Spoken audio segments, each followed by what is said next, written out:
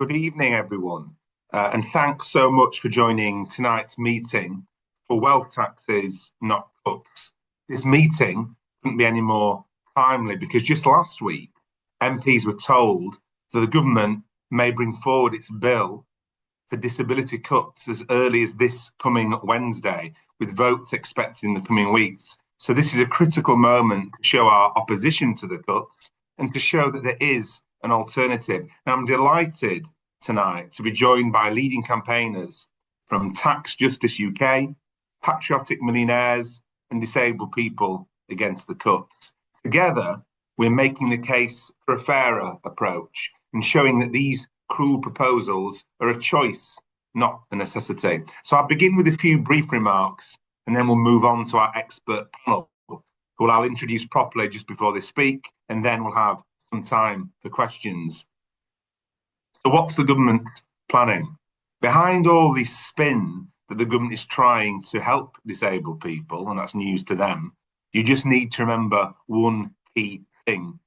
In the coming weeks, the government plans to slash £7 billion from support for disabled people. And I'll repeat that because it's worth repeating in case any of my backbench colleagues have signed in without me knowing. In the coming weeks, the Labour government plans to slash £7 billion from support for disabled people. Shockingly, for Labour government, 300,000 to 400,000 people are going to be pushed into poverty by these cuts. On top of that, 700,000 families who are already in poverty will be forced further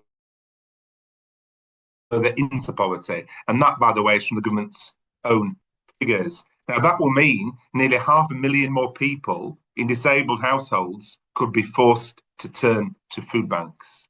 Now, I've been particularly highlighting the attack on PIP, personal independence payments.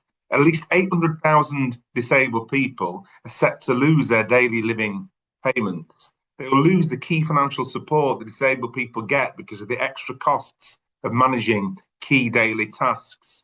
Tasks like preparing food, helping them to eat and drink, helping them wash and use a toilet, and to get dressed. So these cuts are cruel, these cuts are unnecessary, and despite what the government claims, there is an alternative.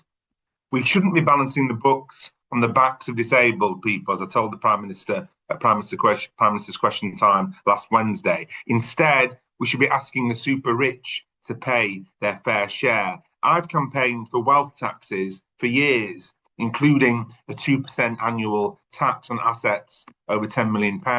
That single tax would raise £24 billion per year, enough to fully fund disability support many times over.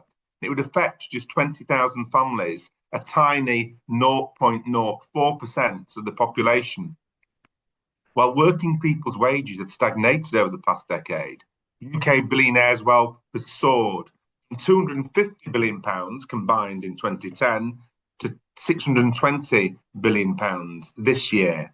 That tells you everything about an economy that's rigged to serve the wealthy, not the few.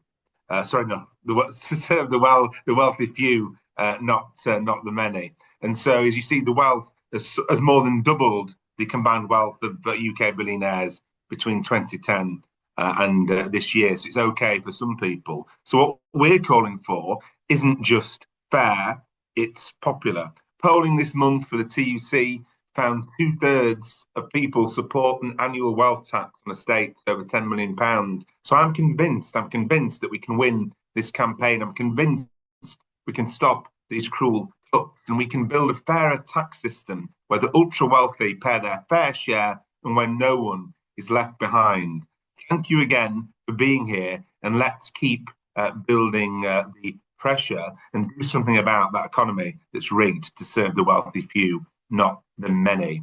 But just before I go, a plug for a petition, because this meeting tonight is part of a wider campaign that we need to get as many MPs to vote against these disability cuts in a few weeks' time. So I've also launched a petition for a wealth tax, not disability cuts. And we're now at 70,000 signatures, and we want more. I'll be presenting this petition in Parliament ahead of the vote on the cuts to disability support as part of the campaign to remind MPs that they should be voting against cuts to disability support. So if you haven't already signed my petition, please add your name. And if you have signed it, please share the petition. Please share it with your friends and please share it with everyone you know to get as many signatures on there as possible. It makes as much an impact as possible when I present it in Parliament ahead of the vote. And now I'm delighted to introduce our speakers. We've got three fantastic speakers. Our first speaker is Ellen Clifford from Disabled People Against Cuts. Ellen's a long-standing disability rights campaigner. She's a member of Disabled People Against the Cuts, and she played a key role in exposing the devastating impacts of austerity on disabled people. She's the author of The War on Disabled People, which highlights the systemic discrimination in UK government policy. Ellen, you're very welcome. Thanks, Richard. And I want to start by apologising that I'm not going to be able to stay for the whole meeting and got to catch a plane back to London. And that's because of how frantic things are for disabled people at the moment and desperate with, as Richard said, we're expecting votes on the PIP cuts to come in within the next few weeks.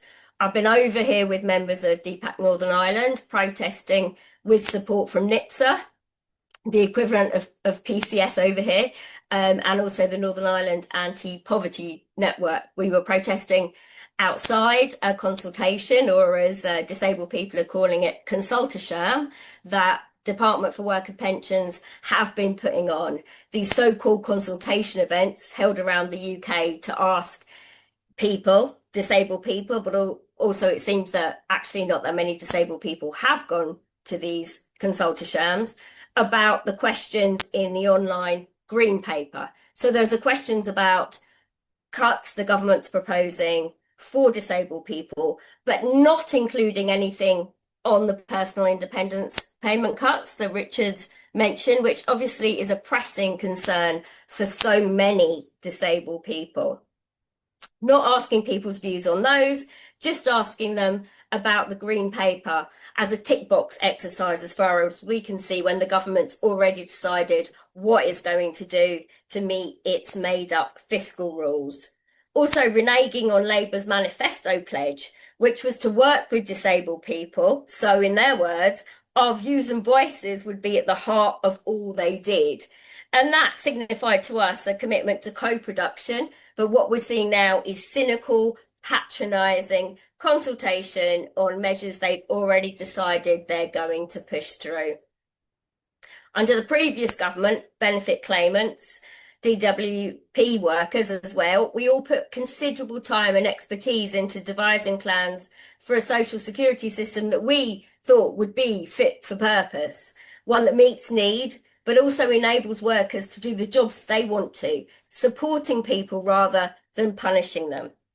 And not only has all that work that went on been pushed aside by Starmer, Reeves and Kendall, but the DWP's sham consultation won't even give space for us to talk about our ideas on what a better system would look like. They're only interested in, as I say, this tick box exercise on pre-prepared questions about what they know they're already going to push through. So to us, attending those events is basically collusion in what they're doing. And what they're doing is going to devastate our communities, break our public services, and push hundreds upon hundreds of thousands more households into poverty. And it will unquestionably kill more disabled people. There will be many more benefit deaths. So DPAC has taken action against these consultation events in Manchester DPAC, one of our strongest groups, took over the local consultation and set the agenda. In Cardiff, the venue pulled out rather than face a protest. And in Belfast today, more people stayed outside and joined the protest than chose to go in. There were also protests in Glasgow, Leeds and Plymouth. Because the scale, depth and cruelty of these cuts is absolutely mind-blowing. And I'm saying that as someone who has been fighting hard against welfare reform since 2010. But even I am shocked at what is being proposed. With PIP alone, at the very least, we're talking about 1.5 million disabled people being hit, which includes 1.325 million existing claimants. But also those are just the number of claimants, existing claimants, that currently don't get 4 points on the daily living. We know how arbitrary and cruel the benefit assessment process is. So you can score nothing, no points, and then go to appeal and you get enhanced PIP. It's so arbitrary. So everyone's basically in fear. Everyone who gets daily living is feeling the fear that they're going to lose essential income. And Richard mentioned calculation of some 7 billion in total that they're looking to cut from disability benefits. But there are some calculations that are putting that up to 10 billion. But the fact is, we just don't know because of how patchy and lacking the information from government is, quite deliberately, of course. The government is claiming that only 800,000 claimants will end up with an actual cut. But if that's true, then we're talking about around 700,000 disabled people who are affected by the cut, then being able to fight them, to go to appeal, which takes an enormous amount of effort and support around you, to have the energy left to do that, to go to mandatory reconsideration, go to appeal and win. The Office for Budget Responsibility itself calls the government figures a highly uncertain judgment. And we've got no idea how they reached this calculation. The figure of 700,000 successful challenges against hits when they're reassessed. The advice sector can't cope now, so how is it going to cope with that many more appeals? But we don't know. There's so much lacking information. We don't know how much more it's estimated all these extra appeals are going to cost, which would then be, that would then be cut from the amount of savings that will be achieved from this.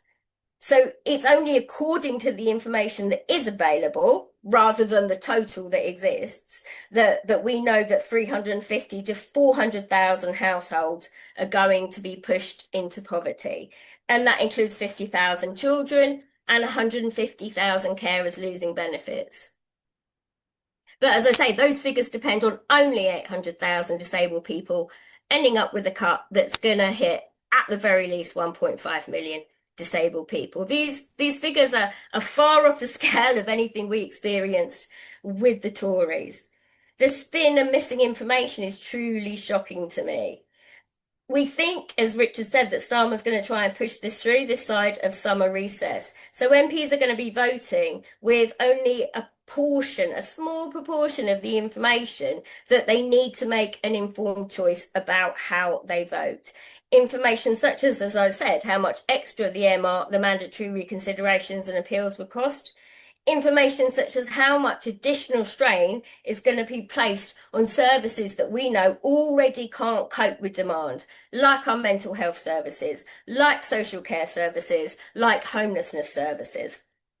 And poverty actually costs a lot of money in measures to address it. So according to the Joseph Rowntree Foundation, way back in 2016, they estimated then that poverty costs the UK economy £78 billion per year. The Trussell Trust calculates that these cuts being proposed are going to cost at least £13.7 billion per year in extra cuts to public services. PIP actually isn't anything to do with employment, except where it supports disabled people to stay in work. 1 in 6 PIP claimants are actually in work. The government's repeatedly claimed, however, that PIP cuts are going to mean more people in work. But the employment impacts, the employment outcomes that are predicted from the measures that they're bringing in won't be available until autumn and the autumn budget, by which time MPs will have had to vote on this. Disabled people tend to live we tend to live congregated in the same areas, which is reflective of the fact that we're congregated largely within the lowest income deciles. Some areas, that means, are going to be undoubtedly hit harder than others. According to Scope's Purple Pound data, disabled people in our families account for more than half of all retail spend.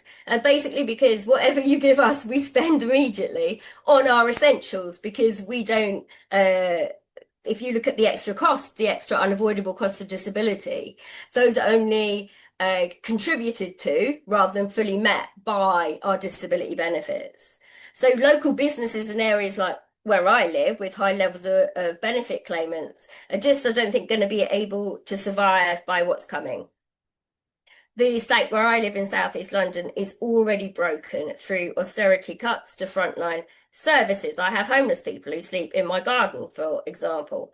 Survival crime is rife, and the rates of unmet mental health support needs are even higher. There are people I expect to find dead every day who've been sent home from accident and emergency multiple times when they're clearly desperately in need of intense support, but there just aren't any beds in mental health services anymore. And I've heard a very similar story here in Northern Ireland, where levels of mental distress are particularly high due to the conflict, the years of conflict. Research with disabled women over here has produced exactly the same views on what is going to happen when these cuts come through.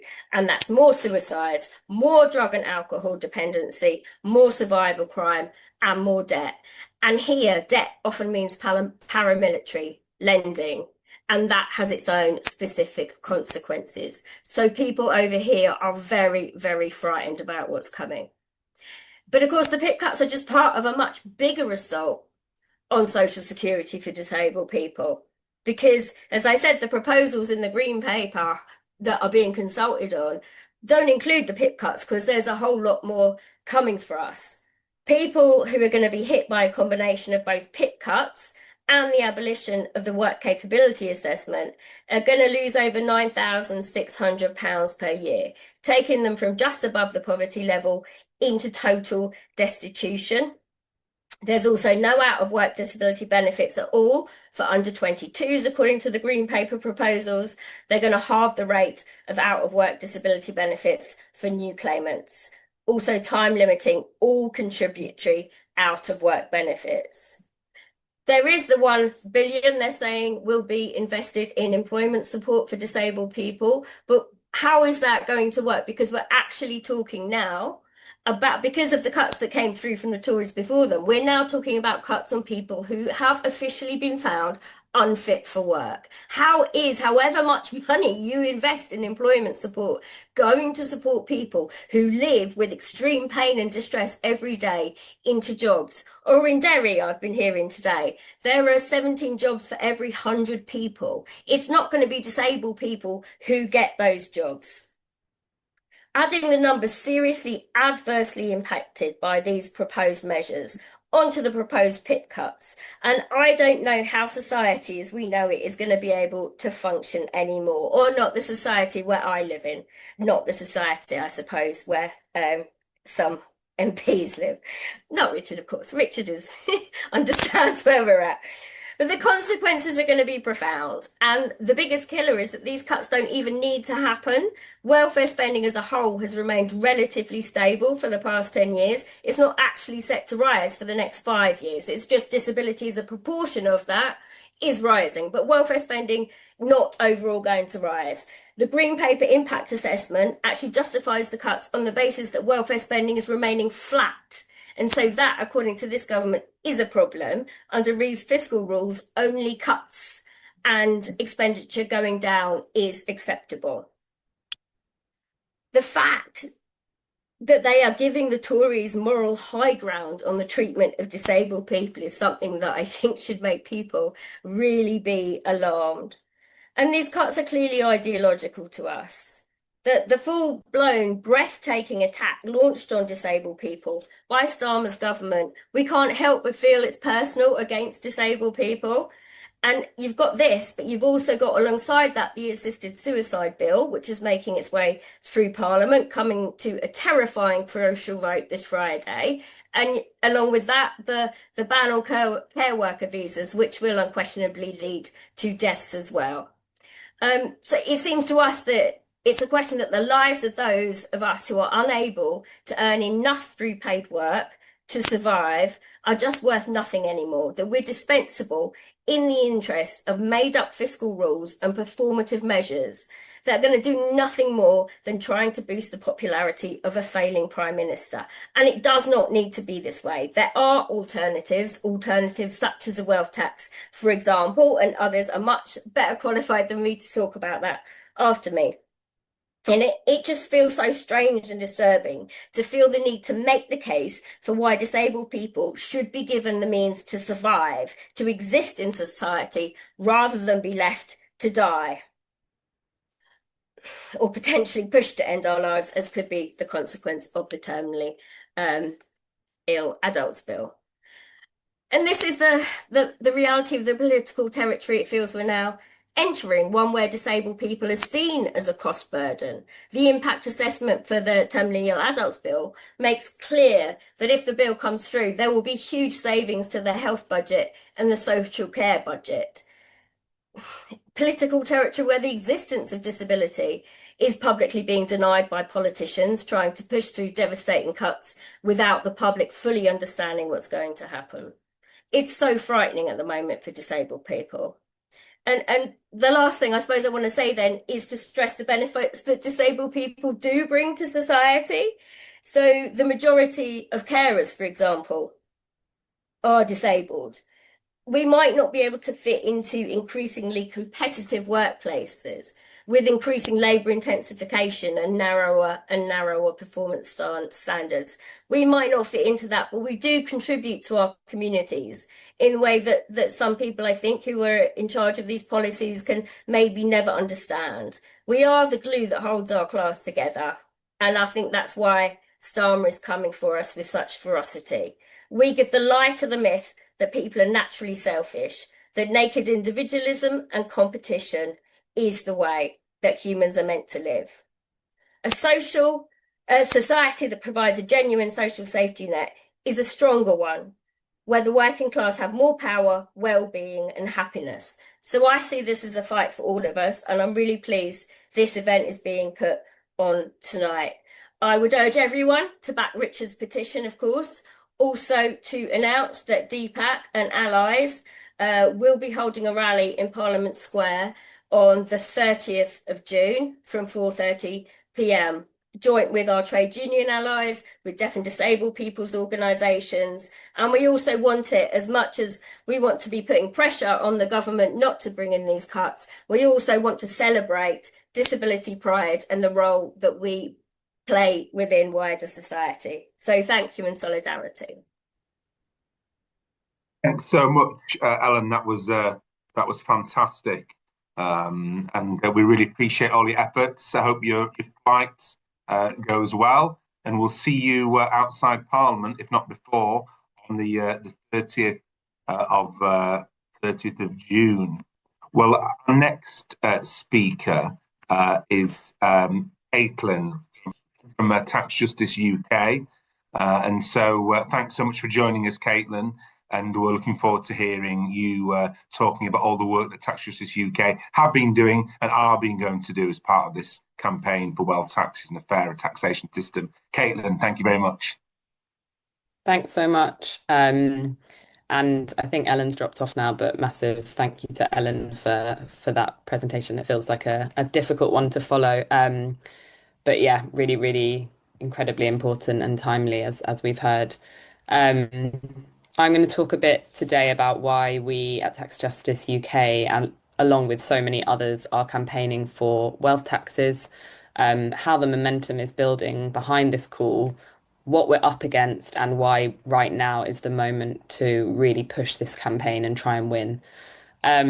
So as we've kind of heard from Richard and from Ellen, we're up against a lot, and the country and our communities have faced over 10 years, around 14 years of severe austerity measures. So, and we know that up and down the UK, people are struggling immensely with an ongoing cost of living crisis, as the price of food, childcare essentials, and rent have rapidly increased, pushing thousands more into poverty, at the same time that our public services that we all rely on have been decimated after more than a decade of cuts. And it's the most marginalized among us, disabled and sick people, migrants, poorer communities who have suffered the most severe impacts of these austerity measures and who will continue to do so, as Ellen so powerfully and starkly highlighted the very real life-threatening impacts that these proposed changes will have. At the same time, we know that in recent years, the UK's super rich have accumulated even more wealth, which kind of thinking about that off the back of hearing from Ellen is even more sobering, a reality that off the back of a cost of living crisis and of more and more people suffering, the richest people in this country have become even richer, and which fuels this inequality as well as being not right or fair. And as we've heard, and as we are very much trying to make the case, it does not have to be this way, and cuts are a political choice. And that's the thing that we keep trying to sort of say to MPs, this isn't something that you have to support. There are real, workable, credible alternatives. The UK is one of the world's richest countries. We have the sixth biggest economy in the world, and we have the wealth to support all our communities. But this wealth is largely an untapped resource, which is held by a small proportion of the population. And this is partly due to the fact that the UK's outdated and unfair tax system, which is stacked in favour of the super rich, fuels this inequality, entrenches it, and allows the very richest to get richer at a faster rate than the rest of us. That's because of a myriad of unfair loopholes and much lower rates of tax on income from wealth than on work, which means that the very wealthiest in society often pay proportionally lower taxes than the average person. We don't think this is fair or right. So thinking a bit about why taxing wealth is so important. Firstly, and kind of in the most immediate term, it would raise significant funds which can be used to fund our public services, alleviate inequality, and fund climate action. So ourselves, along with Patriotic Millionaires UK, developed a policy platform of 10 tax reforms, which would raise over 60 billion in a single year, which is a huge amount of money and more than 10 times the amount that the government is currently planning to cut from disability welfare.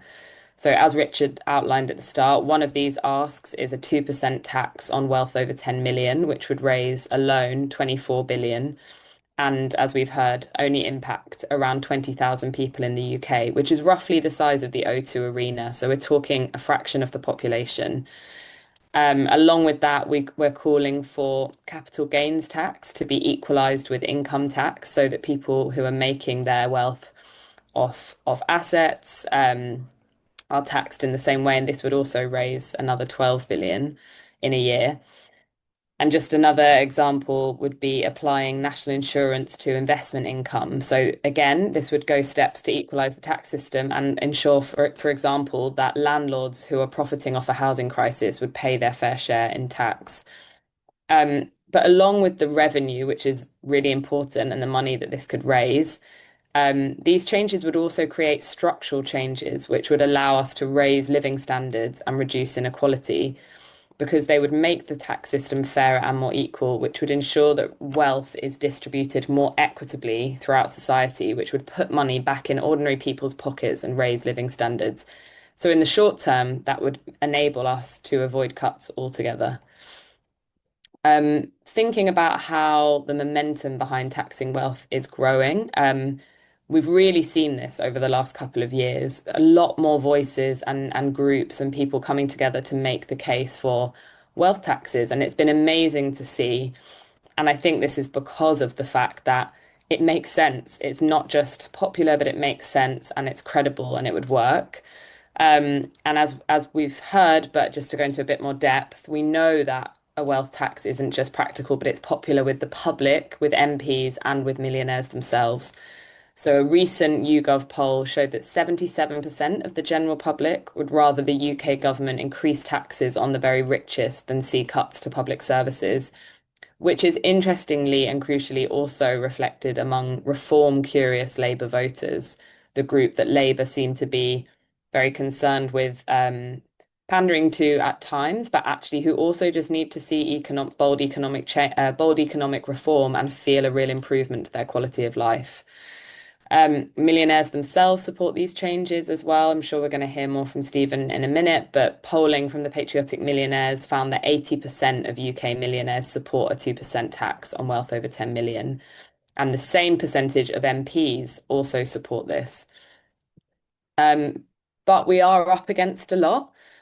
There are some super rich individuals and companies in this country who are doing everything in their power to block or get the government to water down tax changes, which would create positive change for all of us. And there may not be a huge number of them, but the wealth lobby is very rich and powerful with significant influence over the media and at times has the ear of the government. So, as an example, people might have seen the stories in the mainstream press and news outlets over the last month saying that thousands of the UK's millionaires were leaving, and we had this millionaire exodus as a result of non-dom changes to the non-dom scheme. Well, ourselves, Tax Justice Network and Patriotic Millionaires had a report out just last week, which found that this so-called wealthy exodus following these changes never really happened, with nearly 0% of wealthy people moving each year from 2013 until last year. But this doesn't stop mainstream media outlets across the UK splashing this story across its front pages. So this is what we're up against, this kind of myth that we know isn't the case. And we have lots of ways that we talk about that we can mitigate this if there were some people who would follow their money, for example, an exit tax. But we know that the vast majority of the super wealthy want to make the UK their home. They wouldn't want to leave as a result of tax changes. Their families are here, their communities are here, their businesses are here. But that's just one example of how the media sort of grabbed onto this story. So thinking about why now is the moment, as we've heard, there is broad-based support for this. It's not just about fairness and justice, but this is well supported, as we've heard. People really want economic reform. They need change and to feel a real improvement in their quality of life. We've seen what happened in the US when people didn't feel a real improvement to their quality of life and the way that politics can go. And we know that this is the only way that Labour can win back voters and the next election. Also, following the spending review last week, the government will be using these next few months to really develop their policies that they're going to introduce at the October budget. So this is the window that we're seeing to really push. And critically, the upcoming vote on cuts mean that the moment is now. An increasing number of MPs want credible alternatives to damaging cuts, and we have one. So the last thing I'll say is a few ways that you can join the movement if you're not already in it.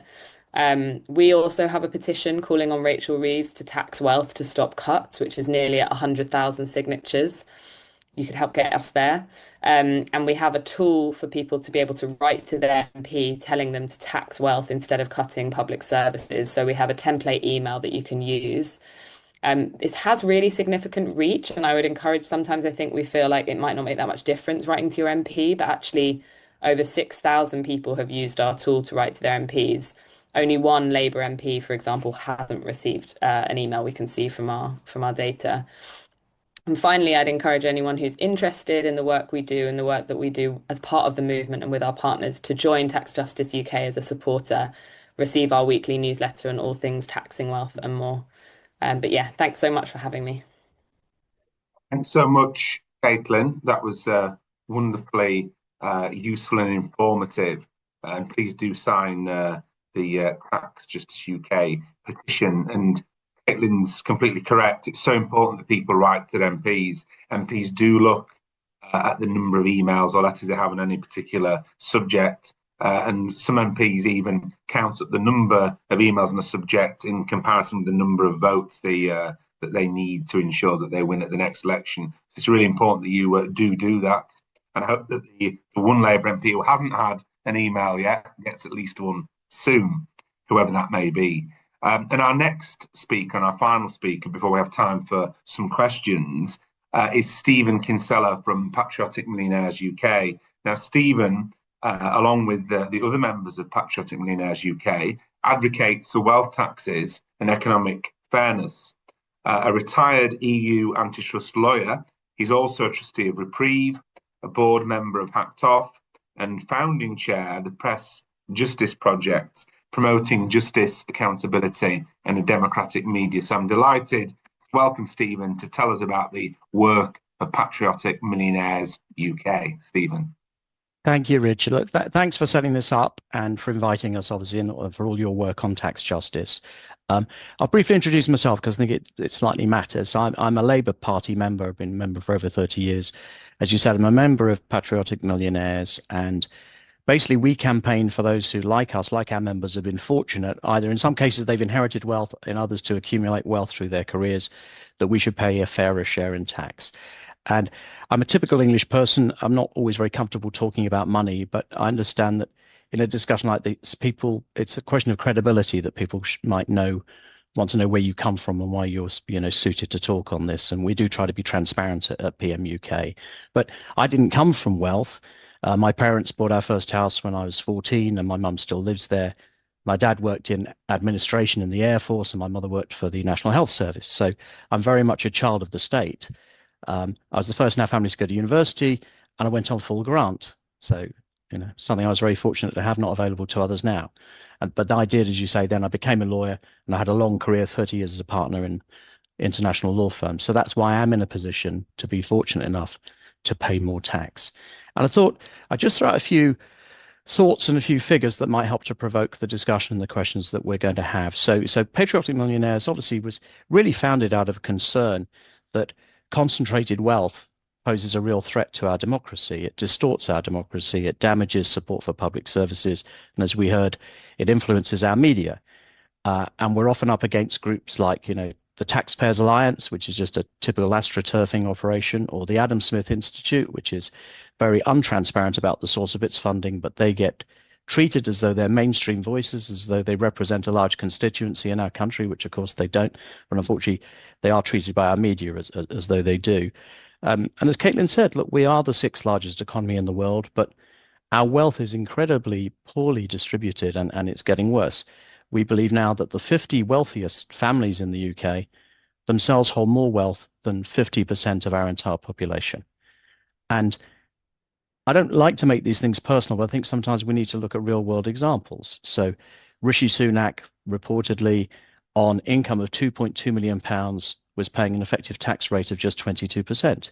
But the average employee in the UK, they're paying 20% on their earnings over 12,500. And they're paying 40% once their earnings go above 50,000. So I don't see how anyone could say that is right or fair or frankly sustainable. And Caitlin mentioned the work that they've done together with us. I'll talk very briefly just about that proposal, the 2% wealth tax, because I think a lot of people don't understand how it works. We're talking about 2% on your wealth over 10 million. So if you're fortunate enough to have net wealth of 11 million, you'll pay 2% on the 11th million. So 2% of 1 million is £20,000. Of course, if you've got net wealth of 11 million pounds, you should, sensibly investing it, be able to recover at least 550,000 pounds. So at the end of the year, even after paying the wealth tax, you'd still be over 500,000 pounds better off than you were at the start of the year, if we just look at the impact of the wealth tax. But then, as you've heard from Caitlin, that wealth tax could raise huge sums. And if it were applied across all those with more than 10 million, we reckon, yes, it would raise about 24 billion pounds a year. And we're, of course, met with the charge, well, and again, you heard this from Caitlin, won't people leave? Well, all these, and I'm in the Telegraph today, which is an interesting experience for me, but in the Telegraph today interviewed about this, whether people are going to flee the country if we impose fair levels of tax. But all of those reports are based on one very discredited study by a wealth management firm. And essentially what they did was they looked on LinkedIn and looked to see where people changed their destination on LinkedIn. And then they extrapolated that across the whole population. And they came up with a figure of 10,000 millionaires leaving. Now, nobody believes 10,000 millionaires have left. Nobody knows how many have left, but it will be a very small number. Even though if it were let's say it were 10,000, we have 3 million millionaires in the UK, so that would be 0.3% of the millionaires if they were leaving. Set that against the 30% of doctors who say they're thinking of leaving the country in the next year. I think that's the statistic we ought to be more concerned about. And Richard and Caitlin talked about polling of the national population, it's true there's widespread support across the population, but there also is widespread support amongst those who would pay it. Interestingly, the percentage of those who support the tax is actually higher among those who are above 10 million than those who are below 10 million. So it's actually not the case that most people are selfish or would leave the UK, which gives them so many other benefits, just to save some tax. What will incentivize them to stay, though, is a fairer tax system rather than one that's so skewed. And we obviously can afford to fund public services properly. We have the wealth to do that. But it's not going to be possible to do that if we completely set ourselves against raising those taxes that we clearly can raise. And look, the debate's going global. There is a big push for this. In 2024, the G20 heads of state committed themselves to deal with equalizing tax across borders. But of course, as we know, we need to look at the taxes that we can raise from within our borders. And frankly, a fairer tax system could help the government meet its pledge not to raise taxes on working people. So thanks again, Richard, for all you do campaigning for this. We have a wealth more statistics, obviously, between us and Tax Justice UK that we can provide to you or we can share to people on the call if they're interested. But I look forward to the discussion and the questions that will come. Thanks. Thanks so much, Stephen, and thanks, Caitlin and Ellen as well. Thanks for the questions that have been coming in. And I'll start off with a question for both Stephen and Caitlin, if that's okay. How can we get wealth taxes better coverage in the media as a credible and serious alternative to cuts? That's one of the questions that's been put through by the people who've logged in tonight. Caitlin, do you want to go first? Yeah, sure. I mean, yeah, it's a really good question, and I think it's something that we can only do with the support of lots of different voices and players in this movement. I think the work of Patriotic Millionaires UK is so helpful in this regard because it's very hard to argue with millionaires themselves standing up and saying, tax us more. And what we're noticing is that with the rising announcements that we saw earlier in this year, not just disability cuts, but also slashing the international aid budget, we had increasing numbers of MPs approach us and say, we really want to be able to make the case for this, but how can we do it in a way that is backed up by the evidence? And the reality is that all the proposals that we put forward are evidence-based. They're developed by tax policy experts at a group called Centax, a lot of them economists, and these are well-researched, credible, evidence-based reforms. So I think it's really about thinking about who are the voices that we can get advocating for these, and recognizing and remembering that we exist as part of a movement. There are some audiences who will listen to Tax Justice UK and others that won't, and that's why the working in collaboration with our partners, both using insider and outsider tactics to influence government and parliament, is so crucial. And we can't do that on our own. It involves the public supporters. It involves Patriotic Millionaires UK. It involves our parliamentary allies and so many more. And I think also having, wherever we can, getting those stories out into the press to counter some of the other stories that we're seeing. So, for example, me and my colleagues often do media interviews where we're often asked these questions like, how would it work in practice? And won't all the rich people leave? And we can really give those counter arguments in those spaces, and then share that as far and wide as possible. But in short, it can't be done alone. So that's why it needs to be part of a bigger movement. Wonderful. And Stephen, do you have any perspectives on that, of how we get wealth taxes better coverage on the media? Well, I think Caitlin answered it incredibly well. It's true that the thing we can bring to all the fantastic work they do is to put forward some voices of people who will say, yes, I'm going to pay more if this happens, and yes, I'm happy to do that. And it's been a struggle with the media, but that is changing. And I think initially their gut reaction was, of course, wealthy people will hate this and wealthy people will seek to flee. But we are getting increasingly better coverage. And for instance, the coverage that we got in the Telegraph I thought was a very good, very fair representation of our views. Great. Another question here that's come in. What are the best international examples to learn from? It's been reported that both Spain and France have been considering wealth taxes. Yeah.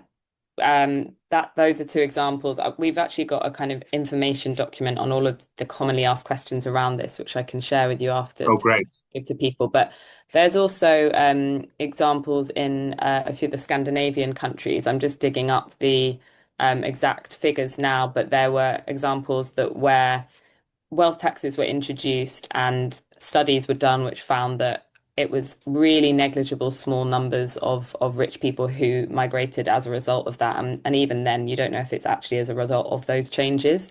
Um, and Switzerland is an interesting example that the wealth tax there doesn't necessarily work that well in practice, but it is a country that many rich people move to, even though it has a wealth tax. So that's a sort of interesting one. But we tend to, yeah, look at the Scandinavian examples and show the very low rates of migration that resulted there, and also looking at the changes that were introduced in the UK in 2017 to the non-dom scheme, which again led to close to nothing migration numbers. And as we've seen again last year's, it was the same. It's the same thing again.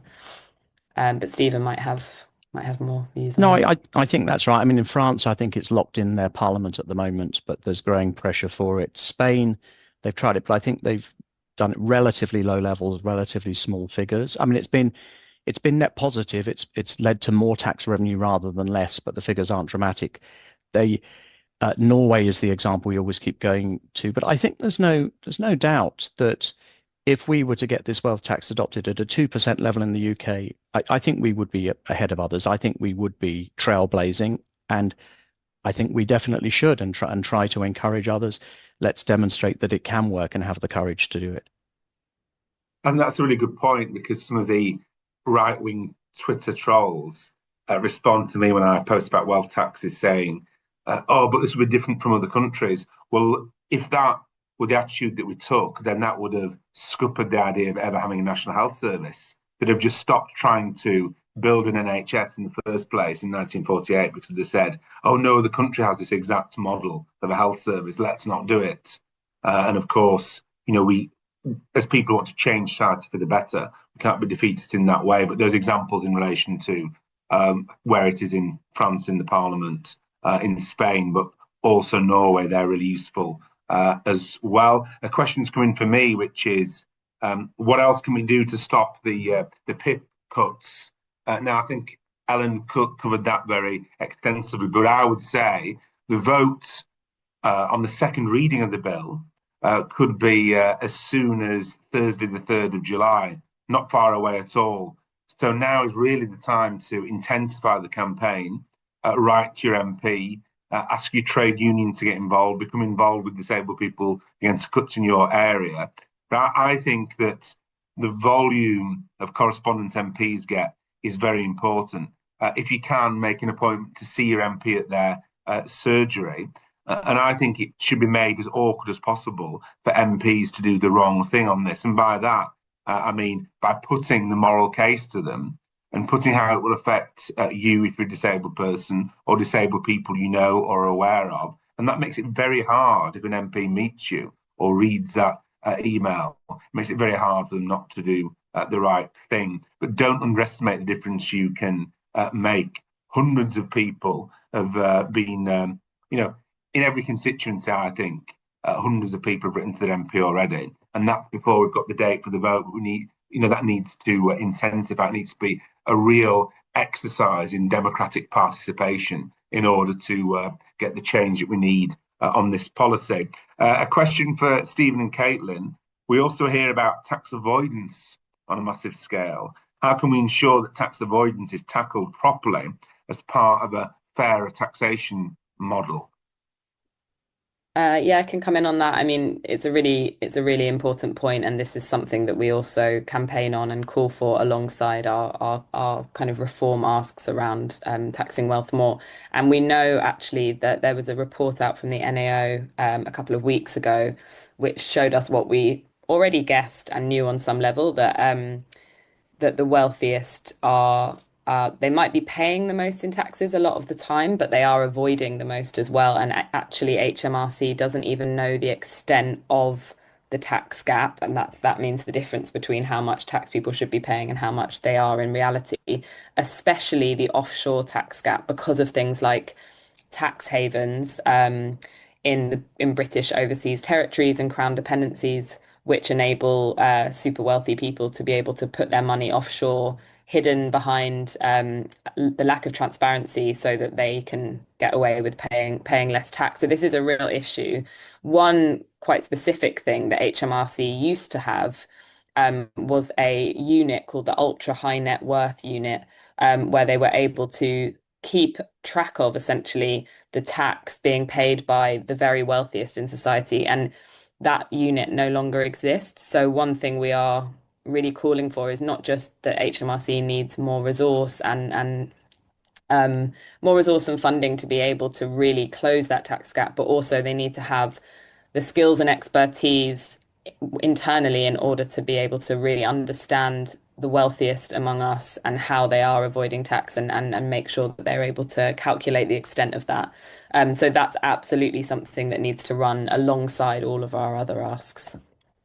Thanks, Caitlin. Yes. Stephen? Yeah, I'd been going to mention that unit as well. I mean, it has to be obvious that a bit more investment in serious resources for pursuing and enforcing tax at the higher level would pay it back. It's always a mystery to many of us that as a nation, so much seems to be spent on pursuing benefit claims at relatively low levels, and yet there are very easily identifiable individuals out there who should be paying more tax, and we somehow or other, the signal seems to have been sent by government over the years that that's not important and HMRC shouldn't prioritise it. And I think we'd like to see that reprioritised.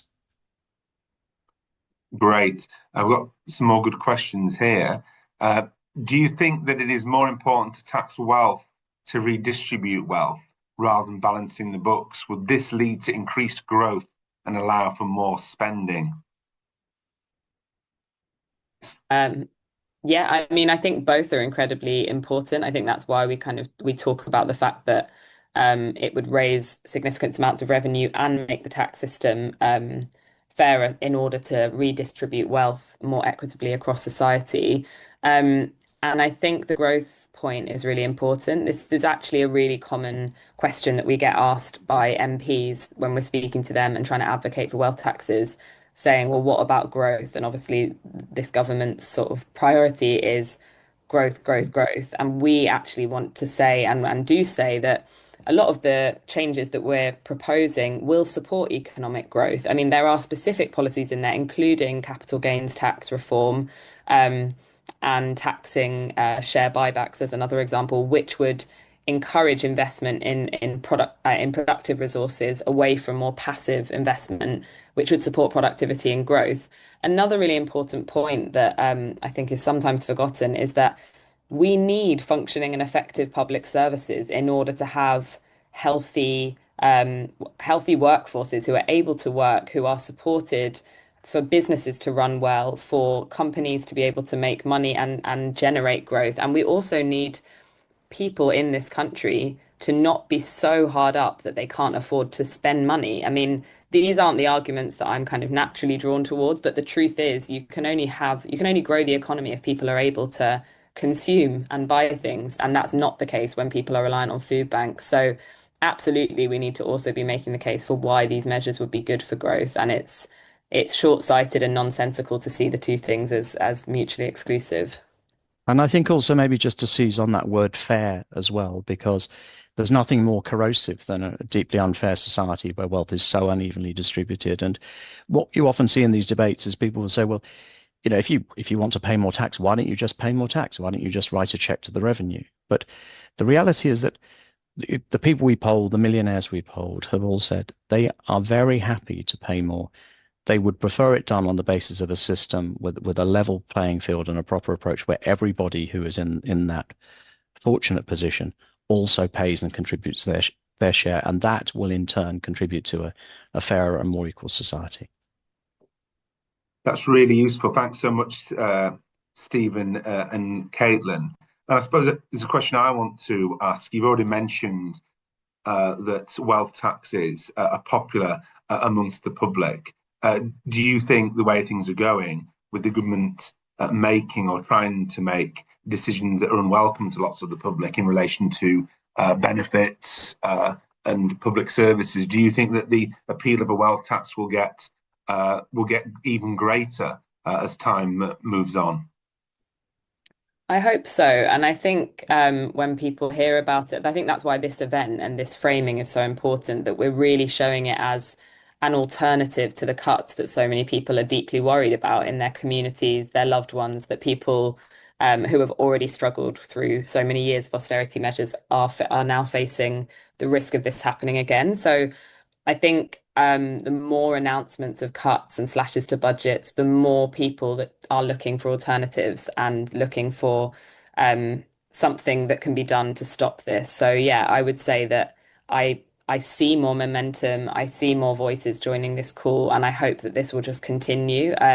Because yeah, we can only win if we're together on this.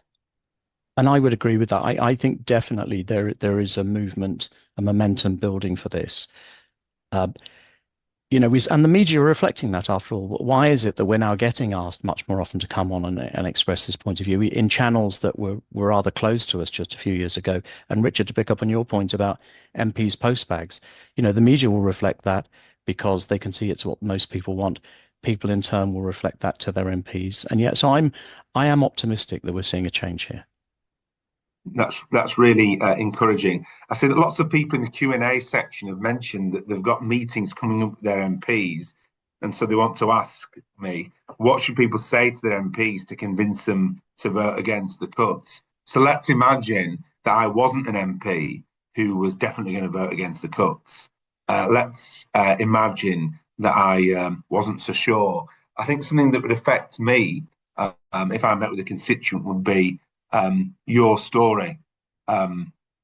What's your life like now? How are these disability benefit cuts going to make them worse? An example I've been using with my colleagues, which people have found very compelling, is a very basic example that someone at the moment who gets a PIP payment because they need to cut up their own food, help to cut up their own food and help to wash themselves and help to go to the toilet and help to get dressed.